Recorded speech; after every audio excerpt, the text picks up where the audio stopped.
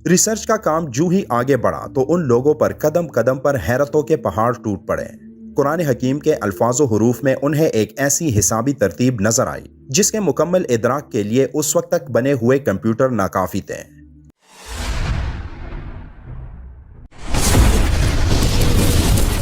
अस्सलाम वालेकुम वरहमतुल्लाहि वबरकातुहू।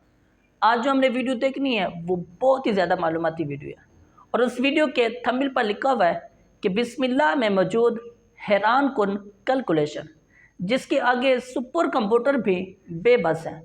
और फिर सियासतदानों ने जब कुरान मजीद को कंप्यूटर पर चढ़ाने की कोशिश की तो क्या मौजज़ा देखा। तो ये बगैर टाइम से कि बगैर इस वीडियो को शुरू करते हैं और कुरान मजीद के बेशुमार मौजज़ात को जानते हैं। ये कायनात कितनी बड़ी है, ये वो सवाल है जिसका जवाब हमारे नन्हे दिमागों में नहीं समा सकता। कायनात की गहराई का अंदाज़ा इस बात से लगाया जा सकता है कि आज के एडवांस दौर के साइंसदान ये एतराफ़ करते हैं कि आज तक वो हमारी कायनात का सिर्फ 5% हिस्सा ही डिस्कवर कर चुके हैं, जिसमें हमारी कहकशां मिल्की वे के साथ अरबों की तादाद में कहकशाएं मौजूद हैं और सिर्फ हमारी कहकशां में मौजूद सितारों की तादाद तकरीबन 500 अरब है।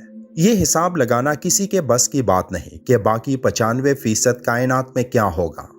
लेकिन एक किताब ऐसी भी है जिसमें कायनात के राज से लेकर हमारी जिंदगी से मुतल्लिक, मौत से मुतल्लिक, मौत के बाद की जिंदगी के मुतल्लिक, हत्ता के एक छोटे से जर्रे से लेकर एक देव हैकल सितारे का इल्म ऐसे मौजूद है कि जो आज के मॉडर्न साइंसदानों को भी हैरान कर चुके हैं।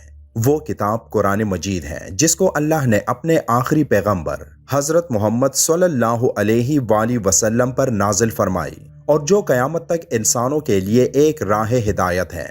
कुरान हकीम का दावा है कि इसमें कोई बातिल बात दाखिल नहीं हो सकती, इसलिए कि कुरान हकीम का एक एक हर्फ इतनी ज़बरदस्त कैलकुलेशन और इतने हिसाब किताब के साथ अपनी जगह पर फिट है कि इसे थोड़ा सा इधर उधर करने से वो सारी कैलकुलेशन दरहम बरहम हो जाती है, जिसके साथ कुरान पाक की एजाजी शान नुमाया है। इतनी बड़ी किताब में इतनी बारीक कैलकुलेशन का कोई राइटर तसव्वुर भी नहीं कर सकता। आज की इस वीडियो में हम आपको कुरान हकीम के चंद मौजज़ात बताने वाले हैं जिन्हें समझकर आप भी ज़रूर हैरान होंगे। कुरान में मौजूद हर लफ्ज़ जितनी मर्तबा इस्तेमाल हुआ है वो तादाद और उसका पूरा बैकग्राउंड अपनी जगह खुद इल्म इरफान का एक वसी जहां है। दुनिया का लफ्ज़ अगर 115 मर्तबा इस्तेमाल हुआ है तो इसके मुकाबिल आखिरत का लफ्ज़ भी 115 मर्तबा इस्तेमाल हुआ है। शयातीन का जिक्र 88 बार आया है तो मलाइका का जिक्र भी 88 बार आया है। इसी तरह मौत का जिक्र 145 मर्तबा तो जिंदगी का जिक्र भी 145 मर्तबा। कुरान में नफ़ा का जिक्र 50 मर्तबा तो फसाद का जिक्र भी 50 मर्तबा। साथ साथ कुफ्र और ईमान भी 25-25 मर्तबा। कुरान में लफ्ज़ शहर 12 मर्तबा आया है और शहर अरबी में महीने को कहते हैं और ये हम सब जानते हैं कि साल में 12 महीने ही होते हैं। इतनी बड़ी किताब में इस अददी मुनासबत का ख्याल रखना किसी भी इंसानी मुसन्निफ के बस की बात नहीं, मगर बात यहीं ख़त्म नहीं होती। जदीद तरीन रिसर्च के मुताबिक कुरान हकीम के हिफाजती निज़ाम में 19 के अदद का बड़ा अमल दखल है। इस हैरानकुन दरियाफ्त का सहरा एक मिस्री डॉक्टर राशिद खलीफा के सर है जो अमेरिका की एक यूनिवर्सिटी में केमिस्ट्री के प्रोफेसर थे। 1968 में उन्होंने मुकम्मल कुरान पाक कंप्यूटर पर चढ़ाने के बाद कुरान की आयात और इनके अल्फाजो हरूफ में कोई ताल्लुक तलाश करना शुरू कर दिया। रफ्ता रफ्ता और लोग भी उस रिसर्च में शामिल होते गए, हत्ता कि 1972 में ये एक बाकायदा स्कूल बन गया। रिसर्च का काम जूं ही आगे बढ़ा तो उन लोगों पर कदम कदम पर हैरतों के पहाड़ टूट पड़े। कुरान हकीम के अल्फाजो हरूफ में उन्हें एक ऐसी हिसाबी तरतीब नजर आई जिसके मुकम्मल इदराक के लिए उस वक्त तक बने हुए कंप्यूटर नाकाफी थे। कलामुल्लाह में 19 का हिस्सा सिर्फ सूरह मुदस्सिर में आया है, जहां अल्लाह ने फरमाया दोज़ख पर हमने 19 मुहाफिज फरिश्तों को मुकर्रर कर रखा है।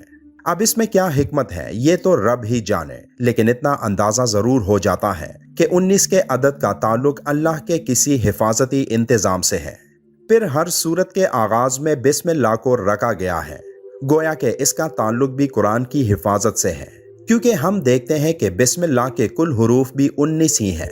پھر یہ دیکھ کر مزید حیرت میں اضافہ ہوتا ہے کہ بسم اللہ میں ترتیب کے ساتھ 4 الفاظ استعمال ہوئے ہیں اور ان کے بارے میں ریسرچ کی تو ثابت ہوا کہ لفظ اسم پورے قرآن میں 19 مرتبہ استعمال ہوا ہے۔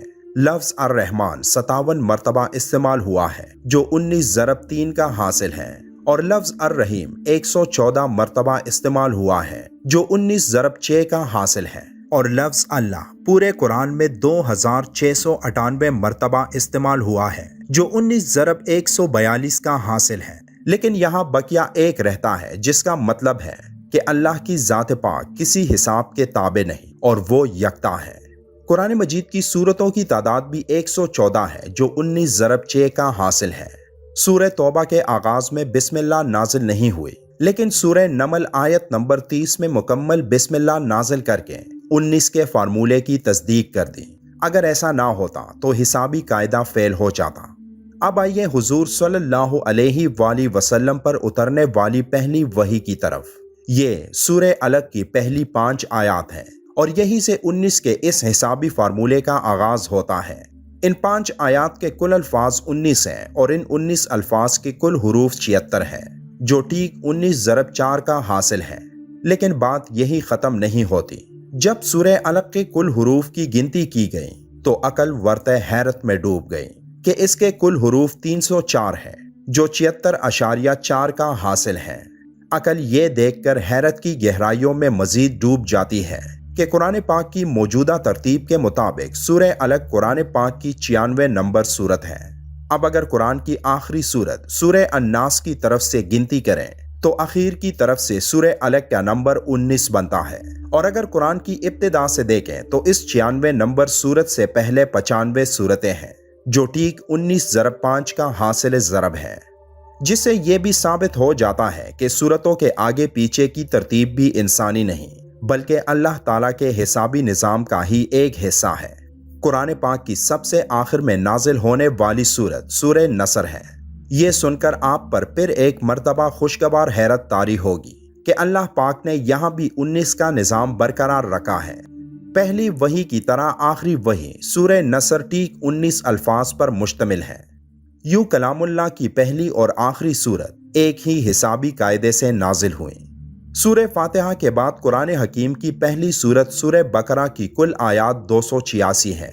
ان میں سے 2 ہٹا دیں تو مکی سورتوں کی تعداد سامنے آتی ہے، 6 ہٹا دیں تو مدنی سورتوں کی تعداد سامنے آتی ہے۔ 86 کو 28 کے ساتھ جمع کریں تو کل سورتوں کی تعداد 114 سامنے آتی ہے۔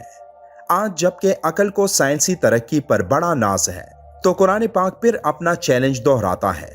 حساب دان، سائنسدان، ہر خاص و عام، مومن کافر سبھی سوچنے پر مجبور ہیں کہ آج بھی کسی کتاب میں ایسا حسابی نظام ڈالنا انسانی بساط سے باہر ہے۔ طاقتور کمپیوٹرز کی مدد سے بھی اس جیسے حسابی نظام کے مطابق ہر طرح کی غلطیوں سے پاک کسی کتاب کی تشکیل ناممکن ہوگی، لیکن 1400 سال پہلے تو اس کا تصور ہی محال تھا۔ لہٰذا کوئی بھی عقل مند آدمی اس بات کا انکار نہیں کر سکتا کہ قرآن کریم کا حسابی نظام اللہ کا ایک ایسا شاہکار معجزہ ہے جس کا جواب قیامت تک کبھی بھی نہیں ہو سکتا۔ اور قرآن میں اللہ تعالیٰ ایک جگہ فرماتا ہے کہ پوچھ لو گنتی کرنے والوں سے۔ تو میں امید کرتا ہوں کہ آج کی یہ معلوماتی ویڈیو آپ کو بہت اچھی لگی ہوگی۔ تو اس طرح کی مزید بے شمار معلومات لینے کے لیے آپ اس چینل کا ضرور وزٹ کریں اور اس چینل کے ساتھ جڑے رہیں۔ تو اگلی ویڈیو میں ملتے ہیں، تب تک کے لیے اللہ حافظ۔